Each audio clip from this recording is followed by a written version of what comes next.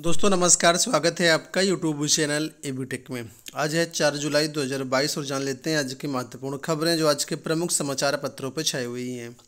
सबसे पहले बात करेंगे प्राथमिक शिक्षक भर्ती को लेकर के। देखिए बड़ी अपडेट आपके सामने है कि 1.25 लाख पद खाली, फिर भी कह रहे शिक्षक कम नहीं। बेसिक शिक्षा परिषद के 1.5 लाख से अधिक प्राथमिक और उच्च प्राथमिक स्कूलों में शिक्षकों के 1.25 लाख से अधिक पद खाली हैं, लेकिन सरकार कह रही है कि शिक्षकों की कमी नहीं है। उत्तर प्रदेश में समग्र शिक्षा अभियान की कार्ययोजना और बजट के लिए शिक्षा मंत्रालय में हुई प्रोजेक्ट अप्रूवल बोर्ड यानी पीएबी की बैठक के आंकड़ों और बेसिक शिक्षा मंत्री की ओर से विधानसभा में दिए गए जवाब में ये विरोधाभासी बातें सामने निकल करके आई हैं। डॉक्टर मुकेश वर्मा के सवाल पर बेसिक शिक्षा मंत्री संदीप सिंह ने मई में विधानसभा में दिए जवाब में ये बताया गया था कि शिक्षक छात्र जो अनुपात है वो पूरा है, लेकिन उसके बाद जब पीएबी की रिपोर्ट आई है उसमें चौंकाने वाले खुलासे हुए हैं कि यहाँ पर प्राथमिक में जो है कुल मिलाकर के 1.25 लाख पद खाली हैं। परिषदीय स्कूलों में कुल मिलाकर के 5,79,622 पद स्वीकृत हैं। इसमें से वर्तमान में देखा जाए तो 4,53,594 शिक्षक ही कार्यरत हैं।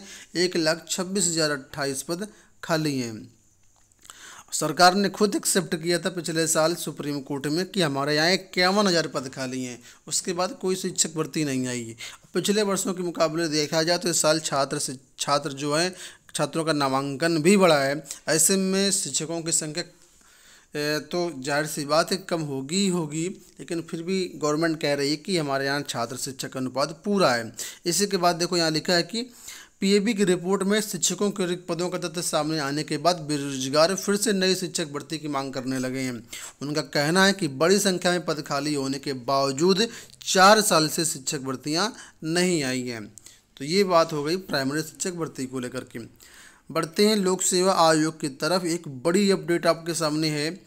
लोक सेवा आयोग की अब परीक्षा प्रणाली में काफ़ी बड़ा बदलाव होने जा रहा है। देखिए यहाँ पर लिखा है कि सीधी भर्ती में अब स्क्रीनिंग परीक्षा के भी अंक जुड़ेंगे। लोक सेवा आयोग ने शासन को भेजा प्रस्ताव। उत्तर प्रदेश लोक सेवा आयोग की सीधी भर्ती में बड़ा बदलाव होने जा रहा है। अब सीधी भर्ती के लिए जिन पदों के लिए स्क्रीनिंग परीक्षा कराई जाएगी उसमें अंतिम मेरिट लिखित परीक्षा और इंटरव्यू के अंकों को जोड़ करके तैयारी की जाएगी। अब तक चयन सिर्फ इंटरव्यू के नंबरों के आधार पर ही होता है। स्क्रीनिंग परीक्षा सिर्फ अभ्यर्थियों को भीड़ कम करने के लिए की जाती थी, लेकिन अब ऐसा नहीं होगा। यहाँ पर एक बड़ा बदलाव होने जा रहा है। इसके लिए लोक सेवा आयोग की तरफ से जो है प्रस्ताव भेजा गया है। लिखा है कि शासन से मंजूरी मिलने के बाद स्क्रीनिंग परीक्षा के अंकों को अंतिम मेरिट में जुड़ने की व्यवस्था लागू कर दी जाएगी। आयोग ने अगस्त 2018 में हुई बैठक में ही फैसला लिया था, लेकिन प्रस्ताव शासन में लंबित रहा है। अब आयोग ने नए सिरे से नियमावली में बदलाव की अपनी संस्तुति भेजी है। ये बदलाव संघ लोक सेवा आयोग की तर्ज पर किया जा रहा है। सीधी भर्ती की व्यवस्था जानने के लिए यूपीपीएससी की कमेटी संघ लोक सेवा आयोग भेजी गई थी। उसी कमेटी की रिपोर्ट के आधार पर यह निर्णय लिया गया है। ठीक है, यहाँ पर देखो लिखा है कि स्क्रीनिंग और इंटरव्यू के 50-50% अंक जोड़ सकते हैं। तो कुल मिलाकर के अप्रूवल मिलने का इंतज़ार है। अप्रूवल मिलने के बाद ये सारी चीज़ें लोक सेवा आयोग में लागू हो जाएंगी। एक बड़ी अपडेट यहाँ पर और है। लिखा है 6,521 विद्युत सखियों का चयन अगले 3 महीनों में। ग्रामीण क्षेत्रों में सक्रिय स्वयं सहायता समूहों से जुड़ी महिलाएं बिजली महकमे के बकाया बिजली के बिल वसूलने में लगातार रिकॉर्ड बना रही हैं। राज्य ग्रामीण आजीविका मिशन और 6,521 विद्युत सखियों का चयन करने जा रहा है। अगले 3 महीने के अंदर चयन की प्रक्रिया पूरी हो जाएगी। पूरे जून महीने में विद्युत सखियों ने 45 करोड़ रुपए यहाँ पर वसूले हैं। तो कुल मिलाकर के यहाँ पर देखो अपडेट है कि हर क्लस्टर में 3 से 4 ग्राम पंचायतें हैं और कुल मिलाकर के 15,521 क्लस्टर हैं। तो इसमें जो है विद्युत सखियों का चयन किया जाएगा और यहाँ पर तैनाती दी जाएगी। चलिए बढ़ते हैं लोक सेवा आयोग की तरफ हम लोग। और दिखा एक अपडेट और है कि अभ्यर्थियों को चयन परिणाम से पहले चाहिए उत्तर कुंजी। लोक सेवा आयोग पिछली कई भर्तियों से उत्तर उत्तर कुंजी अंतिम चयन परिणाम होने के बाद जारी कर रहा है। अभ्यर्थियों का आरोप है कि इसकी आड़ में धांधली हो रही है। अभ्यर्थी चाहते हैं कि अंतिम उत्तर कुंजी परिणाम से पहले संशोधित उत्तर कुंजी जारी की जाए, ताकि इसमें गलती होने पर वो मजबूती से अपना दावा कर सकें। अभ्यर्थियों ने मुख्यमंत्री को पत्र भेजकर परिणाम से पहले उत्तर कुंजी जारी करने की मांग की है। वैसे जो अन्य आयोग हैं, लोक सेवा आयोग को छोड़ करके, उसमें यही होता है कि पहले उत्तर कुंजी आती है, अभ्यर्थी उसमें आपत्तियां करते हैं, उसके बाद संशोधित उत्तर कुंजी आती है और उसके बाद ही परिणाम आता है। लेकिन लोक सेवा आयोग का थोड़ा सा प्रोसेस अलग है।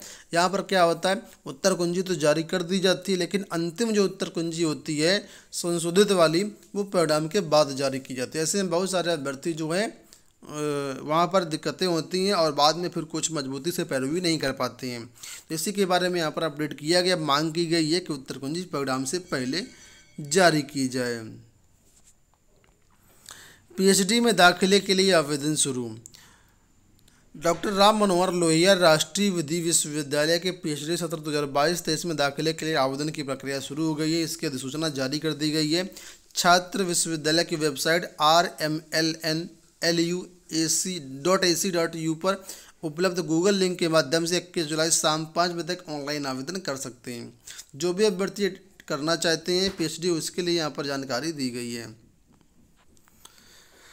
देखिए यहाँ पर यूपी के बारे में अपडेट है कि 9,500 भर्ती का लक्ष्य हुआ था यूपी का, और मात्र 950 भर्तियाँ हुई हैं। उसी के बारे में यहाँ पर अपडेट है कि अधीनस्थ सेवा चयन आयोग ने योगी सरकार 2.0 के 100 दिन के कार्यकाल में 9,500 युवाओं को नौकरी देने का दावा किया था, लेकिन आयोग 100 दिन में 10% से भी कम लगभग 940 युवाओं का ही चयन कर पाया है।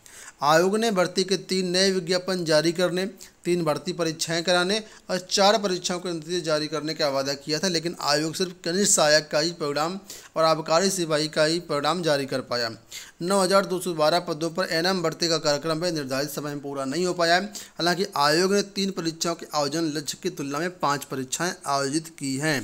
तो कुल मिलाकर यूपी तो फेल हो गया। 100 दिन के कार्यकाल में 10% ही लक्ष्य अपना पूरा कर पाया।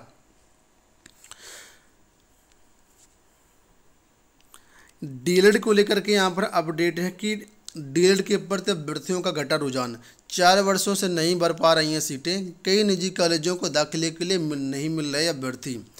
डिप्लोमा इन एलिमेंट्री एजुकेशन के प्रति विद्यार्थियों का रुझान लगातार कम हो रहा है। बीते 4 वर्षों के आंकड़ों बताते हैं कि डाइट की सीटें तो भर जा रही हैं, लेकिन निजी कॉलेजों में बड़ी संख्या में सीटें खाली जा रही हैं। यहाँ दाखिले के लिए अभ्यर्थी दिलचस्पी ही नहीं दिखा रहे हैं। अभ्यर्थियों की बेरुखी की वजह से निजी कॉलेजों के प्रबंध तंत्र भी सख्ते में है। कुल मिलाकर के 67 डाइट हैं प्रदेश में और 3100 निजी संस्थान हैं, और यहाँ पर 2,41,000 टोटल सीटें हैं।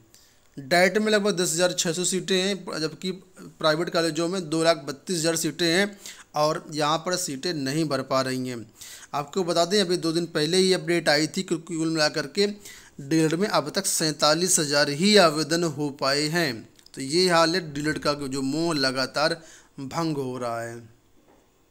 एक बड़ी अपडेट है aided junior high school result को लेकर के कि इसका परिणाम 10 के बाद जारी होगा। एडेड जूनियर हाई स्कूल शिक्षक भर्ती 2021 के संशोधित प्रोग्राम की अभ्यर्थी प्रतीक्षा कर रहे हैं। 15 नवंबर 2021 को इस भर्ती परीक्षा प्रोग्राम पर कुछ अभ्यर्थियों ने कम अंक दिए जाने की शिकायत की थी। आरोप की पुष्टि हुई और इसके बाद दोबारा कापियों का मूल्यांकन चल रहा है। परीक्षण कार्य अंतिम चरण में है।